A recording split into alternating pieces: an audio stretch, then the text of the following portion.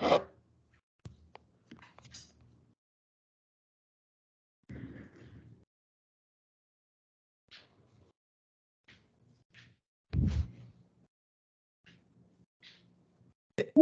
ladies and gentlemen, welcome to our Bridge to Brilliance presentation.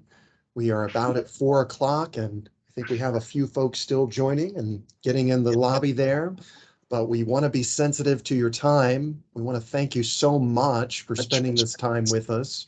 We know all of you are very, very busy, but we hope that this next hour is going to be full of information to help you wherever you're at in life. And I think one of the great things about Bridge to Brilliance, it's not just for students, it's not just for faculty, it's not just for staff, it's not just for alumni, it's not just for community, but it's for all of those groups. And what we've seen in our Bridge to Brilliance presentations is terrific connections being made. Faculty and students, staff and students, faculty and community members, industry professionals. So this has been a fantastic incubator of connection. And we're actually starting now, it's hard to believe, our third year of Bridge to Brilliance. For those of you who don't know me, my name is Woodrow Wilson Wagner, and I serve as the Director of Institution Programs here at UHV. And I also have the pleasure of being able to teach every now and then. And I know a few of my students are out there. Thank you, students, for joining us. And I know we have a number of UHV faculty out there. Thank you, faculty, for joining us. And a number of UHV staff members out there who have told me that this has been very valuable to them for their own professional development. So whether you're a student, faculty, or staff from UHV, thank you so much for joining us. And of course, those of you in the community, we appreciate you joining us as well. So I'm now going to hand it off to our two hosts. And one of our hosts is an alumnus of UHV, Mr. Kyle Motal, and he'll introduce himself in just a bit more. And then we have Mr. Kobe Wachashek, and he's a student here at UHV who works in our Success Center. So without further ado, let me hand it off to Kobe and Kyle. They can briefly introduce themselves, and then they'll introduce our guest speaker. Kobe and Kyle. Hey, y'all, we're so happy for y'all to be here for Bridge to Brilliance. You're going to get a bunch of nuggets out of it today. I'm Kyle Motal with Lodestone Financial Services, and today I'm here with Kobe Wachashek. I'm a student success advocate here at the University of Houston, Victoria. Kyle, so just sort of get started off with, what are we sort of going to be learning today? What's on the agenda for today? Yeah, so we're going to introduce Byron here in a little bit, but just we're so excited because have you ever went through and had that goal in mind and you're trying to reach it, but there's an obstacle or a gap in the way and you just don't know what to do or how to get through it? Well, we're going to talk to Byron and really get some nuggets out of him to really help you face those challenges. So then whenever you are faced with them, you can get through it and reach those goals and, give you the opportunity to practice and recognize those gaps in your life. So you get a chance to have those repetitions where practice makes perfect. But we want this to be engaging. So go ahead. If you have questions, put them in the chat and we'll get to them and we can ask Byron during the presentation and seminar today. But we're really excited to really get this going, Kobe. Yeah, so Byron Sanders is a committed advocate for education, economic development, and creating equitable communities. As the president and CEO of Big Thought, he explores innovative ways to narrow the opportunity gap and believes it's our charge to shape society so young people have the chance to live the innate greatness that's inside of them. Byron has been with the organization since 2008 in various capacities as a supporter, volunteer, advisor, partner, and board member. So without further ado, I introduce you Byron Sanders.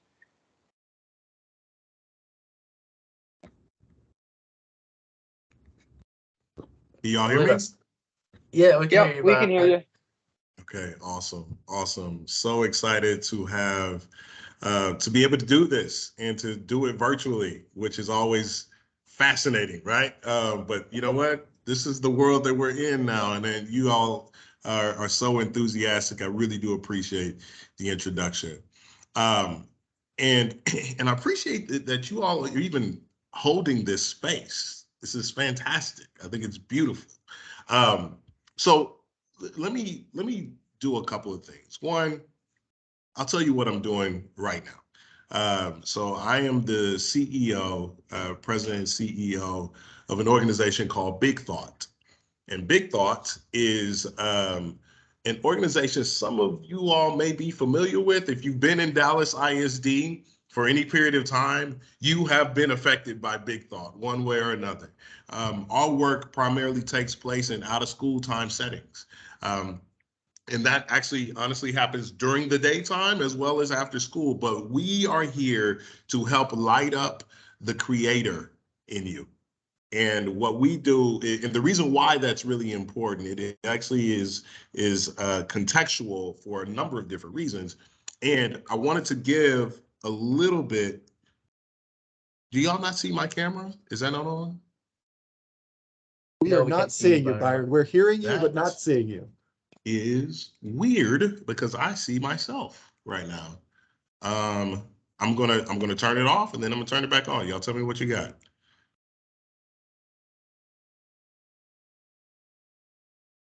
Okay, now? No? Nothing yet.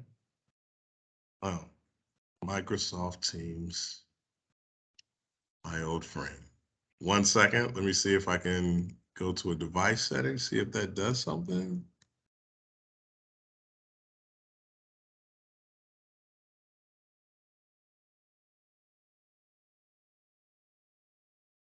Okay, I don't know why this is happening. Because everything looks normal from my side.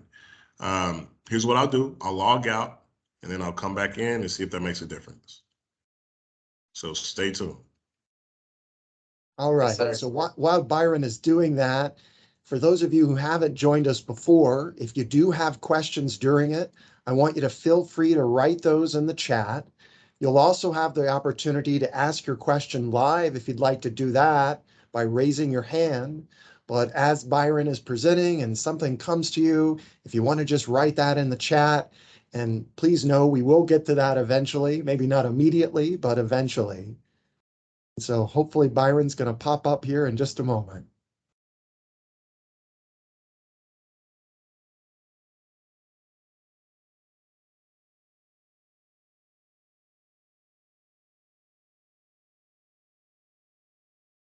All right, there he is. Okay. There we go. All right. Byron's a Jeez. real person. Yay. I am a real person. I'm adding that to my resume. What I just did. That's going on the CV. All right. Again, grateful to be here with y'all, and thank you for sticking through the technical difficulties. Do y'all mind if I do? Is there an opportunity for me to share a screen or a slide? Okay. Absolutely. Do you see a share button there on your I screen? do see a share. It's dark, so it's telling me that I can't right now. It says only meeting organizers and presenters can share. I think we can try to make you an organizer there. Okay. Let me Cool. work That would on be that, Byron. awesome. So as I'm talking about it, I'm going to set the stage because I want you guys to really understand what Big Thought is, because it connects to the broader conversation that we're having here today.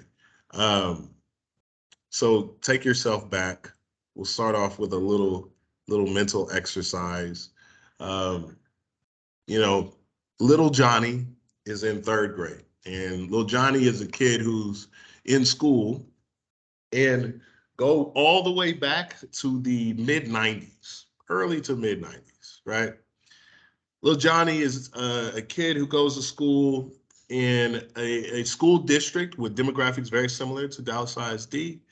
I myself am a Dallas ISD kid, and so uh, might come from a low income community. Little Johnny's parent is an educator, and make sure that he was focused on the big picture.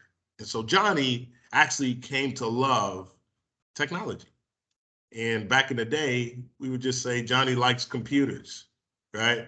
So he's going through, he's doing his thing. He's learning how to type with QWERTY. He's feeling pretty good about himself. It was so enterprising as he moved into middle school. He was starting to get into going and checking out books himself from the library. C++ at the time, which was game-breaking technology, right? And so he keeps going, and he's this tech kid who just loves getting and diving deeper into IT. And then he graduates, and Johnny had pretty good grades. Johnny was just ready. His computer teacher was his personal mentor. All of his math and science teachers loved him. And he's like, I'm ready. And you know what? The school district said, okay, Johnny, you are ready for a life of technological career opportunities. So get out there, Johnny, go do it. And then Johnny graduates and he's ready. But it's an interesting thing. Johnny graduated in 2000, let's call it 2007, 2008. Y'all know what happened around that time? There was a piece of technology that came out around then that kind of changed the game a little bit. Do you remember what that was? Anybody? iPhone. iPhone. The iPhone came out. Which is interesting because now everything that Johnny just learned, there's a whole new world that's out there. There's a whole new something that he's going to have to pick up some new skills around. And here's where we are. I want to show you something. That's just an illustrative point because the idea is that we have built an education system that's ostensibly supposed to prepare a lot of young people for the world out there, right? But the world is moving so fast. Let me show you guys a little bit of what I'm talking about. I'm going to share my screen. You'll see it here in just a second. Y'all let me know if this is visible. You see it? Yes, Okay. we can see it. Cool. U.S. Department of Labor is saying that 65% of today's school children will eventually be employed in a job that has not yet been created, in a job that doesn't exist. That's actually a little bit older stat. The more updated one is 80% of today's third graders are going to be working in a job that does not yet exist. When you look at technology and automation, AI, artificial intelligence, machine learning, algorithms, coding and doing other algorithms, anybody who stepped foot into even a McDonald's today recognizes how technology is fundamentally changing the place for human beings in the workplace, right? Used to be you go into a restaurant or a fast food place, there might be 10, 12 people working there. Now there's 6, sometimes 4. You're going to a kiosk and you're punching in what you want, and then you're just going to go pick up your order, right? That's what's happening there, let alone what's happening in our factories, our warehouses, places where you used to have hundreds of people. Now you have tens of people in a bigger warehouse. There's robots rolling all over the place, right? Go to an Amazon warehouse and delivery center. It's one of the most amazing things that you've ever seen. For those of the people who are a little bit older in the room who know anything about the cartoon, The Jetsons, it's starting to feel like that right now. Everything's changing. Martin Ford is a futurist. He said, any of the jobs that are routine, repetitive, predictable, those are the ones that are most at risk for automating. And it's not just blue collar. My old job, I used to work at a bank. I was an investment manager, fancy job, a lot of numbers, feeling pretty good. Got a bunch of rich people and helping them get a little richer, right? And then I had institutions and foundations that I'm managing the money for. You know who's a better money manager than me and other people? A computer, an algorithm, a bot. You're even starting to see things that we used to say were very high skilled that are now going the way of automation, including contracts. Lawyer used to handle all that stuff. And now here we are, where we got systems that are fundamentally changing everything. Let me tell you what about a macro level. Here you have a very interesting study that was accomplished by one of our financial institute, a major financial institution. They looked at what the S&P 500 was in 1975. The S&P 500 picked the top 500 stocks, the kind of blue chippers in the market, and that's kind of your sense of how well the market is doing, right? So we're looking at a big macro level of what the economy looks like. And what they did was they broke it down. How much of the value of that S&P 500 in the stock market is in hard assets versus soft assets? What are hard assets? Stuff like inventory. It's the stuff your widgets, your gadgets, the things that you make, hard assets, right?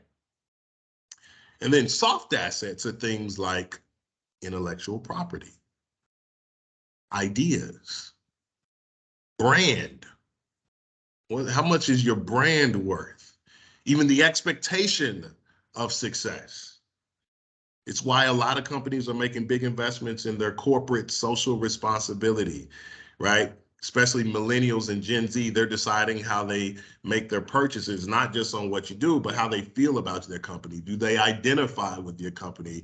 How well are you investing into the community, right? So now, hard assets, soft assets. In 1975, most of the value of a company was determined by your hard assets, which makes a lot of sense. If you go back then, who were the top companies? General Motors, Coca-Cola, these big manufacturing distribution companies. Fast forward 40 years later, now look at it. It's almost a complete inverse. The most value being driven at a big economic level, soft assets. Things like your brand, how people feel about your company, the expectation of success, innovation, and intellectual property. Top companies now, Meta, Google, Amazon, Tesla. Those are the big guys now. So what does this mean? When we look at the world that we're in right now, what does all of this mean? What this means is now we have to acknowledge that for a person to access real opportunity in this world, where things are so rapidly changing that we can't even predict what will be 10 years from now, the things that will enable a person to be successful in life actually have less to do with a specific or distinct technical skill, but more what are your characteristics and traits are that allow you to step into whatever the future holds and thrive within it. It requires genuine creativity and building complex relationships with people. In the fourth industrial age, which is what they're calling it right now, interestingly enough, in the age of the robots, the thing that makes us most valuable are our most human traits. Can you be a creative, problem-solving executor? And are you able to relate these solutions to people, ideas, and people? We used to call these things soft skills, right? They used to say, oh, get your soft skills up. How many of you all in your whole education experience, you don't have to answer, this is rhetorical, but how many of you all had a distinct class on how to be a good human being? How many of you all took that course that said, yo, my IQ is this, but I need to get my EQ right here? How many times have we had an opportunity to say, all right, clear the deck. I know I have this standardized test coming up. I got this AP course that we got to get ready to go and take the test on. Clear that deck, though. Let's focus on how to collaborate. Let's build that skill. How often do we have that opportunity?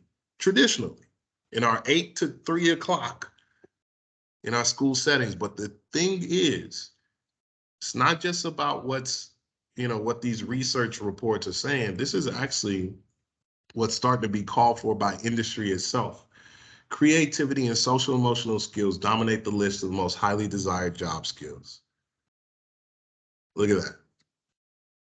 LinkedIn did a report, 2019. They looked across every industry, every sector. You want to know what the #1 most desired job skill was across all jobs and careers? #1 was creativity.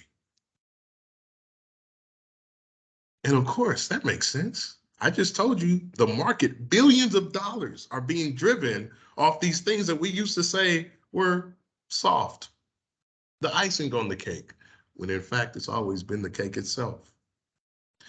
So the work that Big Thought does,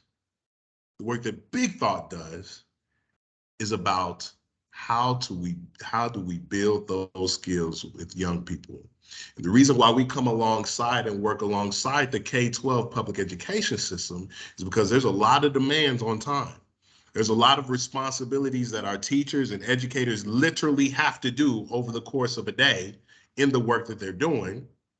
So the places where we can get partnership with our school districts, that's what Big Thought brings to the table, so that we can create the learning experiences to build these distinct skills, as opposed to only focusing on algebra, 2 years of Texas history, and so on and so on and so on. Those things are important, and that ain't all that's important. And so what we've done is we've defined that person that has the whole package as a creator. We even call it something called the creator archetype. And these are the big domains that are part of it. But these are what you call 21st century skills.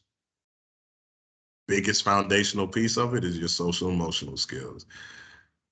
How to be a good human being, self-awareness, self-management, social awareness, right? Relationship skills. Think about it. This is all the stuff that a person gets fired for as opposed to gets hired for.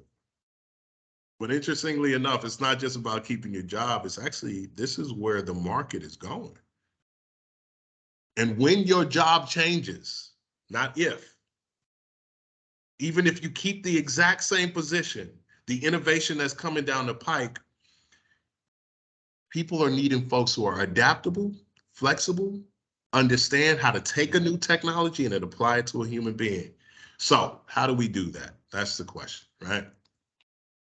In a strange way, the world that we used to say was supplementary is becoming more core. I'm showing you a picture right now of a program called Creative Solutions. Creative Solutions is actually work that we do not only with school districts, but we do this work primarily with the juvenile justice system.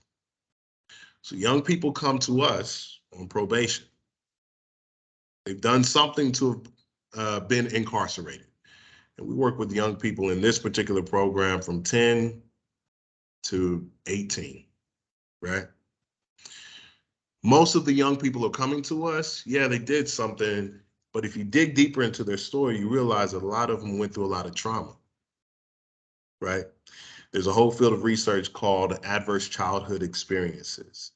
And the studies show that having a traumatic thing happen to you before you're 18 is actually a bigger predictor of negative health outcomes than overeating, than lack of exercise. Having something negative happen to you before you are 18 is actually a stronger corollary to early death than something like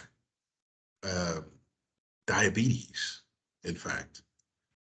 If you have 6 adverse childhood experience categories that you can tag to your life, you actually have a 20-year less life expectancy than someone who doesn't. That's how important trauma is, not just to our mind, but to our physical body. I'll give you a little bit of an example of what I'm talking about.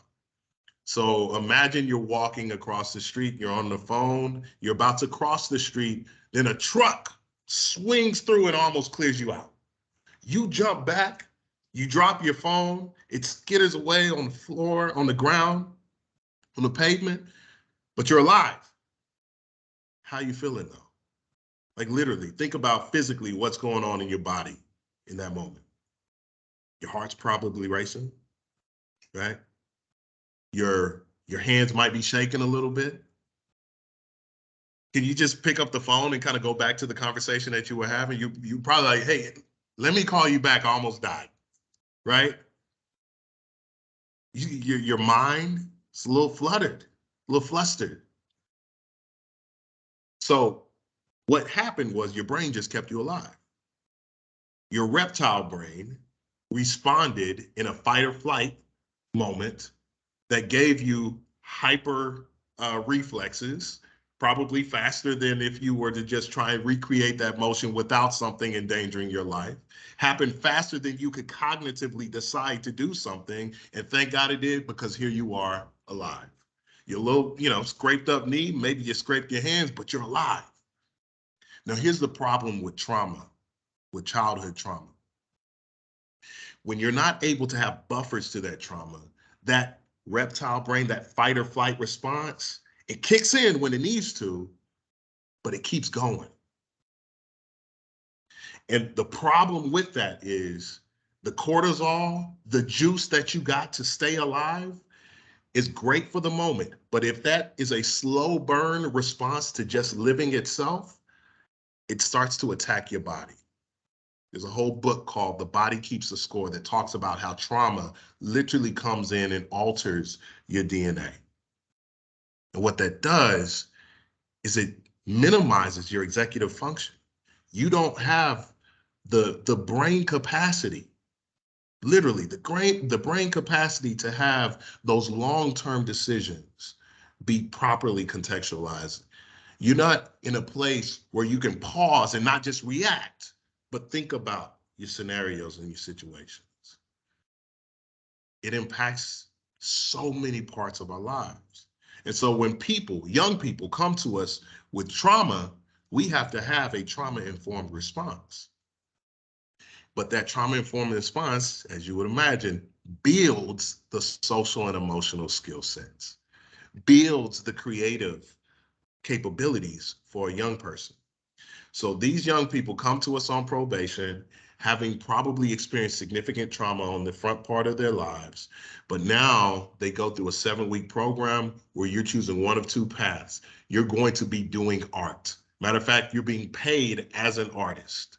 So these young people receive a stipend to create beautiful art, but the works of art themselves become a medium through which they actually build these 21st century skill sets that I was talking to you about. So at the end, kids who might have never picked up a paintbrush before or never spoken in front of anyone before, and now they're all of a sudden standing up in front of a crowd and giving spoken word poetry that speaks to the inside of their lived experience in a way that is powerfully done that they've never been able to do before. Parents come and witness their young people say something in front of a crowd when previously they couldn't get them to mumble 2 words to them for years before, right?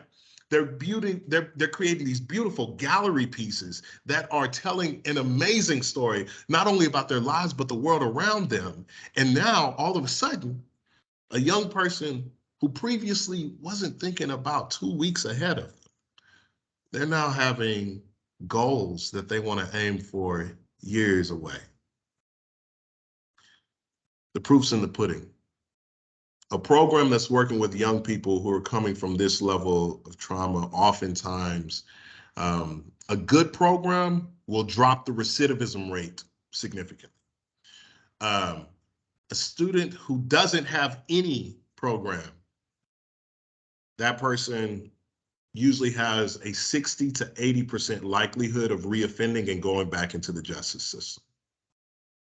A good program will drop that rate to maybe 40% likelihood of reoffending. That's pretty good, right? 60% not likely to reoffend.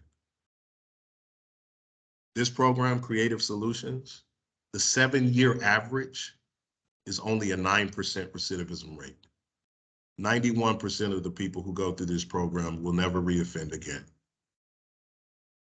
That's the power that we get when we shift the focus a little bit and start to build distinct assets that engage the creative mind and engage the human assets and the human strengths that we all bring to the table. Okay, that's what Big Thought does. That's the work that I'm in and that my team is in, and we do this in many different ways. This was just one program, and we work with tons of partners. In a non-COVID year, 150,000 young people who are able to benefit from experiences similar to this alongside our school districts and our public systems.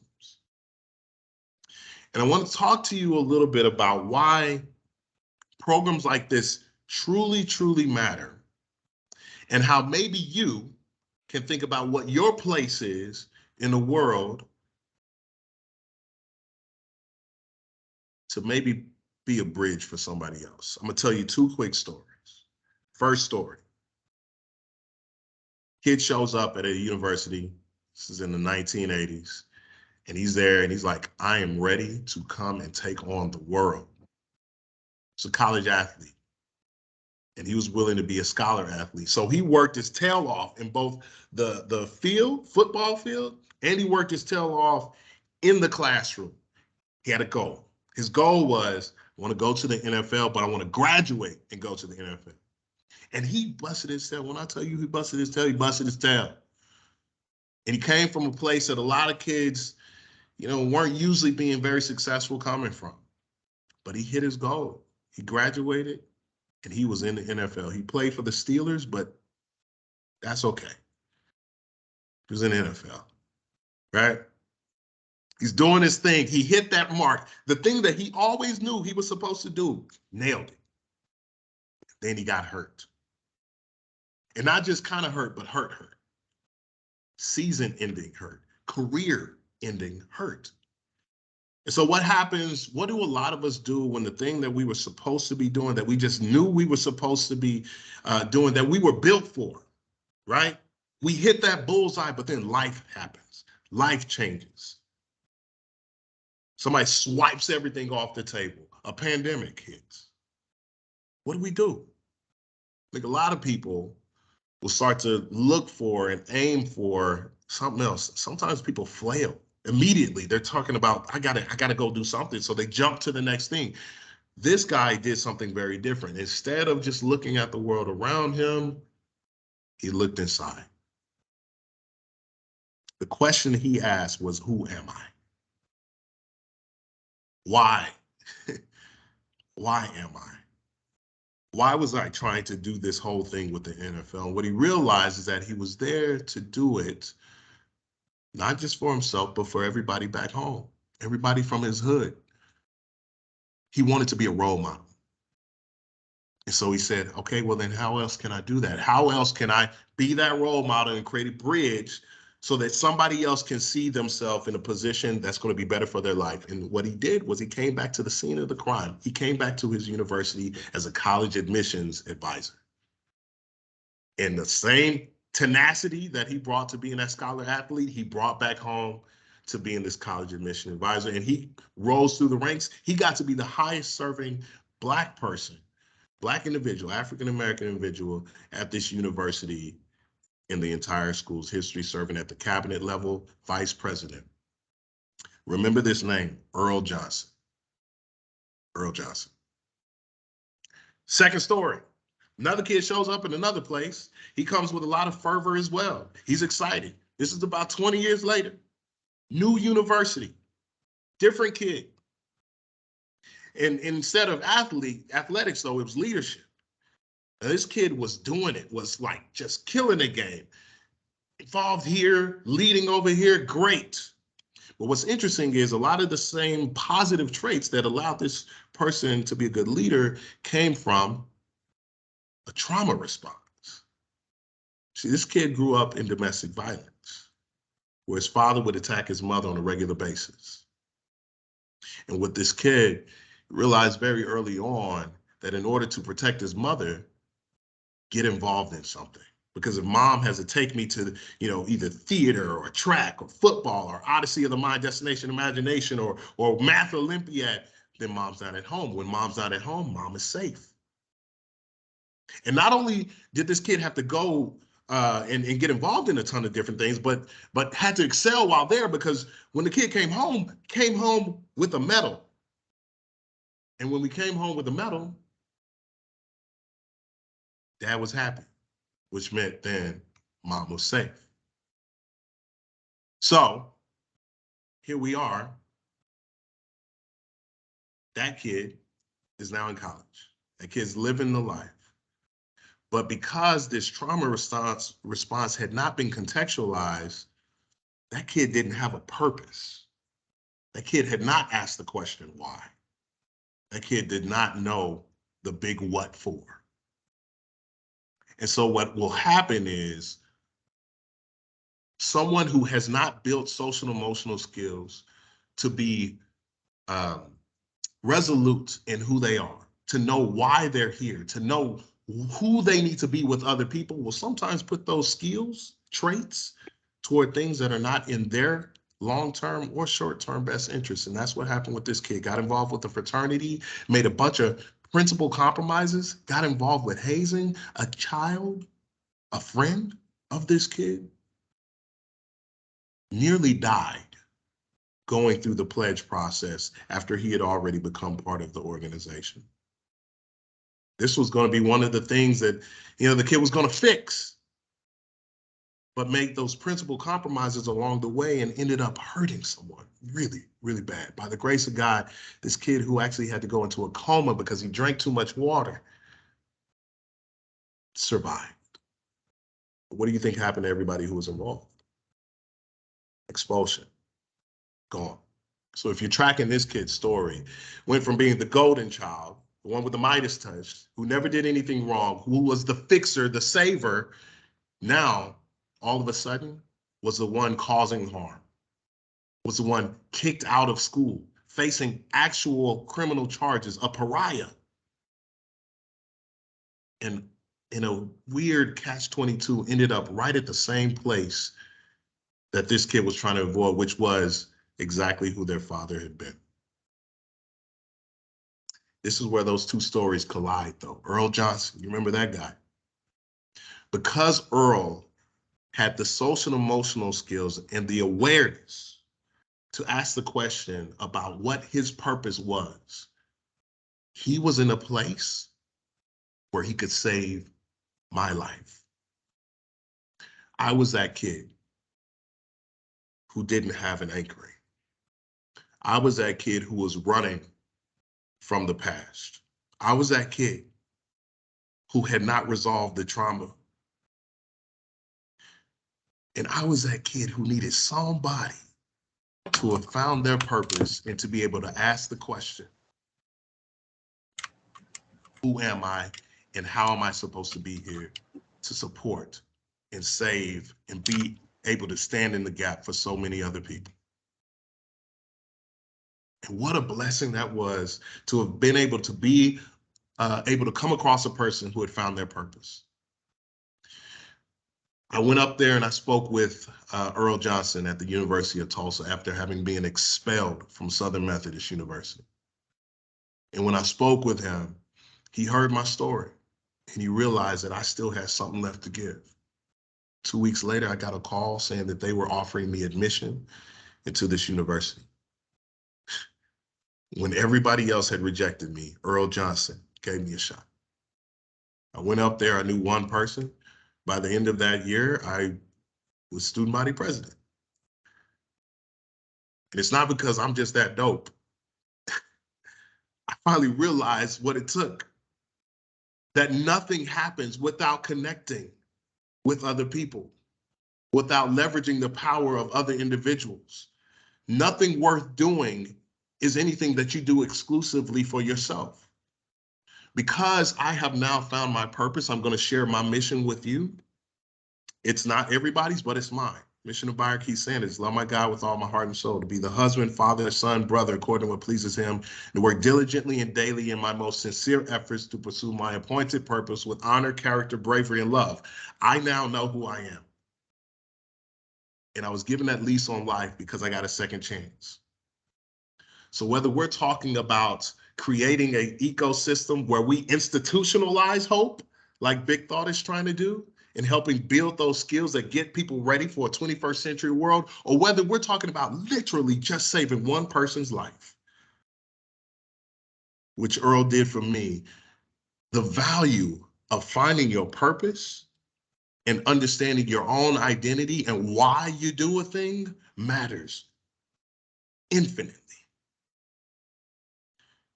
Because again, thank God Earl was there for me.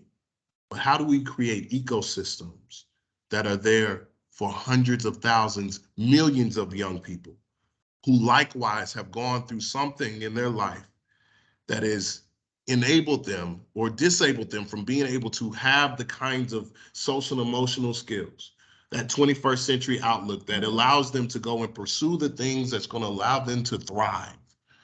How do we create those ecosystems? I suggest that it requires each of us individually doing something. One, what is your mission statement? What is your purpose? Who are you supposed to be? What is that thing that's going to allow you to remember in the moments when it's tough, when it gets thick, when life throws a wrench into your plans? And then how do we create the ecosystems, the institutions, the school districts, the cities that allow us to systematize hope, where people have the ability, the space and place where they don't have to fight through and need buffers for so much trauma? How do we create the ecosystems where hope is allowed to live and to thrive? That's our charge. We're doing it at Big Thought in our way. And I'm suggesting that we as a team, as a community, we need to think about how we build that where there are more young people than any individual would ever be able to serve. So that's my charge to you. What's your mission statement? I guarantee you, here's the hint, it involves somebody other than yourself. It's important for us to find out what that is, because at the end of the day, lives literally depend on it. And I know you would want to save one, even though you probably don't even know the name of the person you're here to help. So with that said, I will close. I'll open it up for any questions, conversations, thoughts. We'll take it all. But I really appreciate you all for inviting me in and allowing me to share in this space today. Byron, thank you so much. I'm going to start with Kyle and Kobe, who I know have some great questions and thoughts for you. And then please, participants, continue to type your question in, or if you feel more comfortable, you can also raise your hand and ask that question live. But let's turn it over to Kyle and Kobe for their analysis. Hey, Byron, appreciate it, man. You definitely gave some good tips and everything. One question I do have, though, is what is some great ways for, students to break through and get through those gaps that they have to reach those goals? If there's any trauma they're facing, what's some ground level stuff? I know you talk about your mission statement and purpose, but past that and creating that ecosystem, what's some great nuggets that you can provide us for that? No, I appreciate that. The first part is literally to ask the who you are question, right? Because what I'll tell you a practical way that it ends up being useful. You guys have got a lot of talent. There's so many options that are ahead of you right now. So many things that you could do, right? And we don't even have names for a lot of the ones that are going to show up along the way. How do you decide? How do you choose?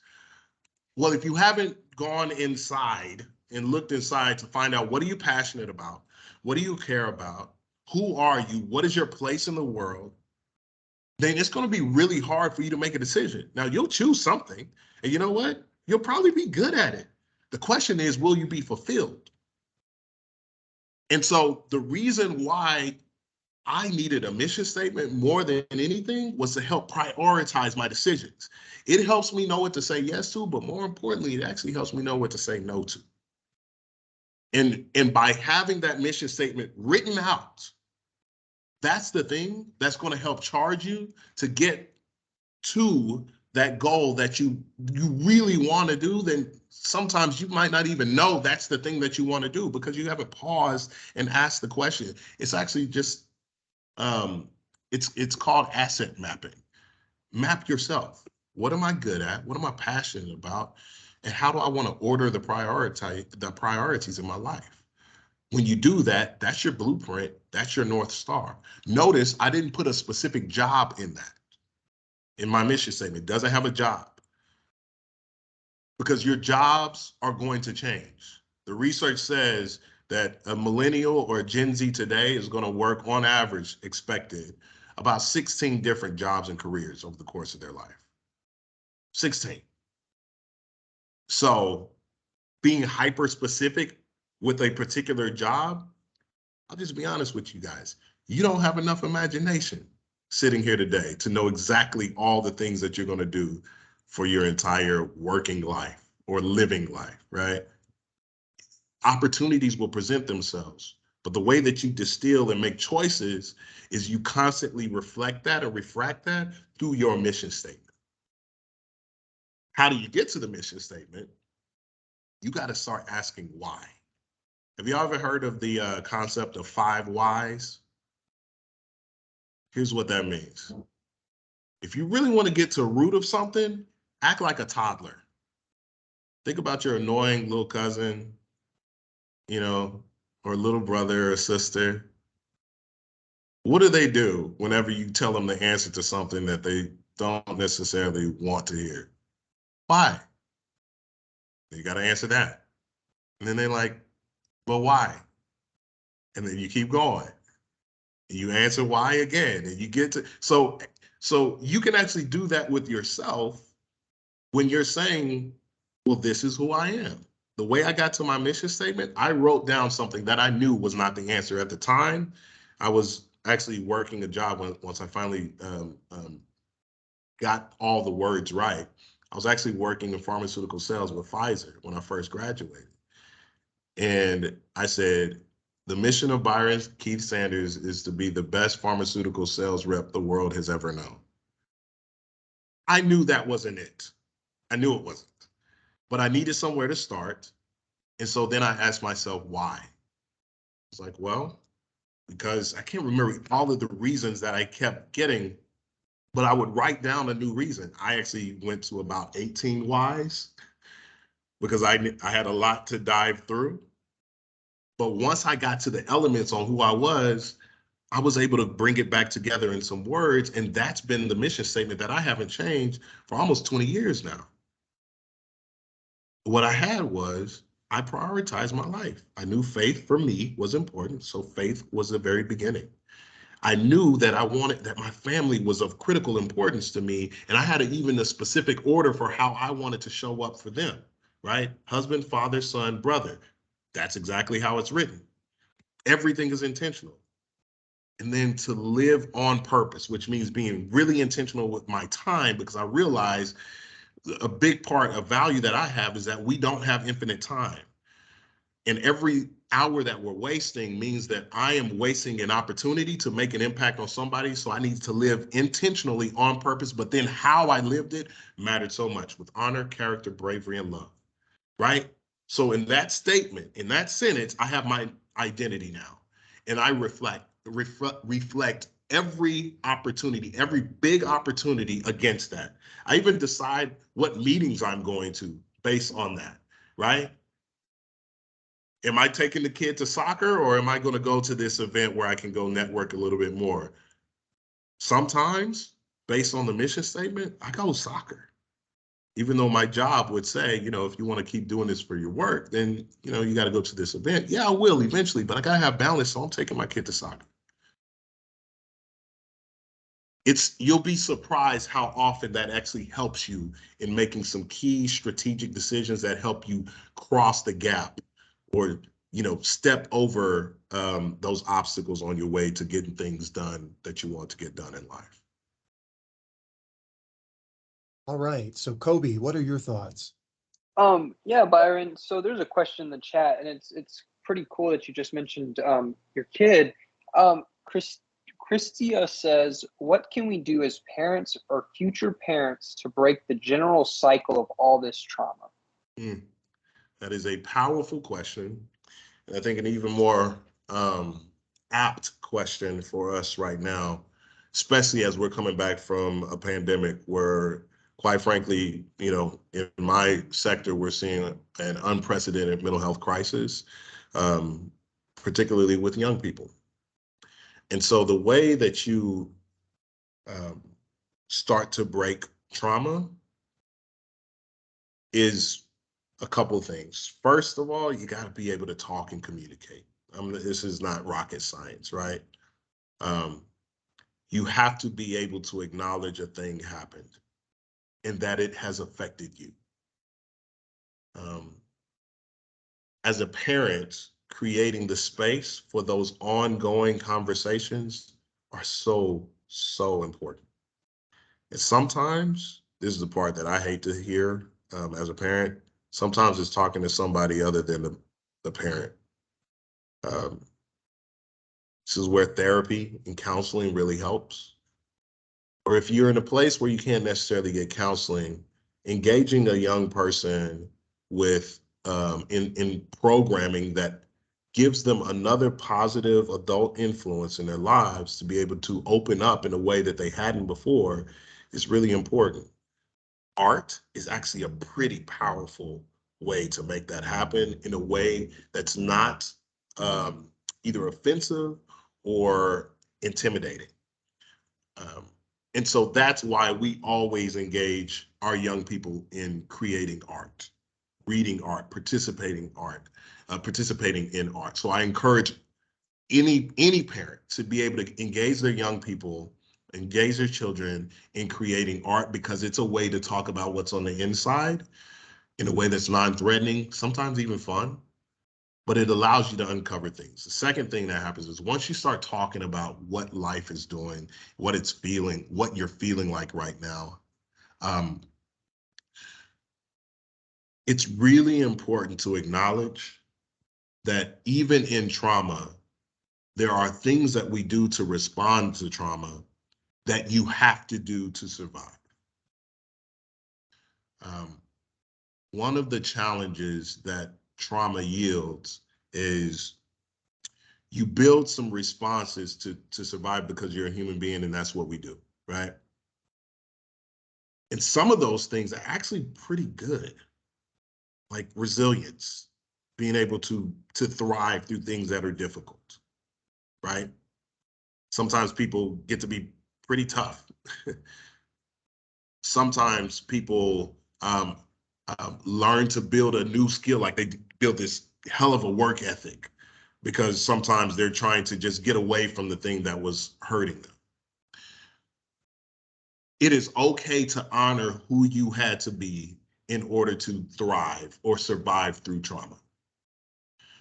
But part of moving to healing is being able to then get in there and separate the good from the bad, acknowledge that this is who I had to be at that time.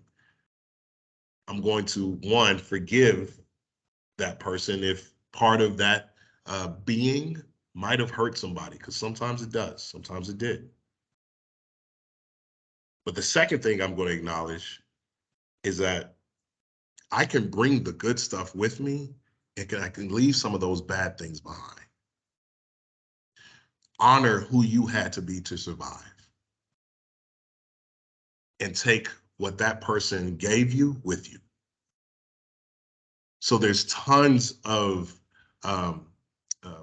exercises that a person can go through in order to come to those awarenesses. But when we're thinking about how to break the general cycle of trauma, it's to first acknowledge that it has happened and it has affected you. 2, honor the person that you had to be to survive through it. And then 3, build experiences and opportunities to have the ongoing conversation about the good things you get to carry with you as you move forward, and then leaving the bad parts behind. It sounds simple, it is not. It takes a lot of work, it takes a lot of time, and quite frankly, you're never fully healed from trauma. It is actually a journey. But the things that allow you to do that are ever present and accessible. One of the other things I'll say that's also just a really practical tool, and one that's actually age appropriate, I'll give you an age appropriate way for it to happen, is breathing. You'd be amazed at what breathing does in creating mindful moments for yourself to allow yourself to process those different things that I just said in the 3-step journey. And I'll give you a simple one for young people. So if you have young children, if you're thinking about how to do this with young people, there's a little thing called starfish. It's amazing that happens. This is what we teach some of the younger people in our world, and I'll talk about how you do this, a version of this for teenagers and older youth. But for young people, for those moments when you feel like your glitter is shaking up, we show people like with a literal globe, like a snow globe. Like sometimes you get angry and you shake it up and you see all this glitter and you're feeling like your glitter's everywhere. How do you settle it? Well, what you settle it is you pause and you breathe and you do something called starfish. So you take this finger, you're tracing the outside of this thumb, outside of your fingers, and every time you go up, you breathe in. And when you go down, you breathe out. Up, you breathe it in, down, you breathe it out. It's a little fun thing to do for a kid to be able to take power back into their own agency so that they can be the ones to recognize I'm mad and I'll start doing starfish. My son did this. It was the weirdest thing because I was really frustrated with him because he had just made a huge mess on the carpet. And so I was frustrated and I was frustrated with him. And then all of a sudden, even in the middle of me kind of getting on to him, he put his fingers up and he started doing starfish right in the middle of me talking to him. It was strange to see, but also something that I appreciated because he was taking his own mental wellness into his own hands. Now, how you do that with youth and adults? It's building the practice of mindful moments and meditation.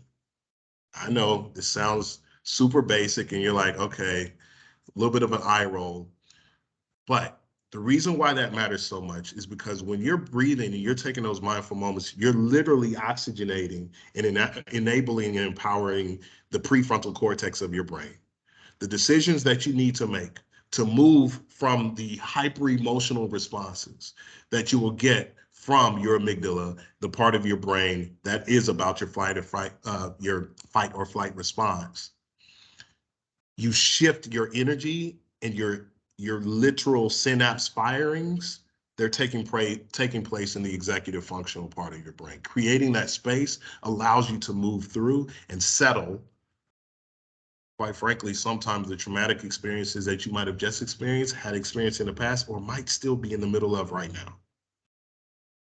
That's an important part. But again, this is why I say art is actually a really awesome way to do it, because it creates space for you to have that mindful moment doing an activity that is something fun, engaging, and creating for you to do. So hopefully, Christesia, I hope I said your name right. Yeah. No, I love that. Thank you so much. Okay, great.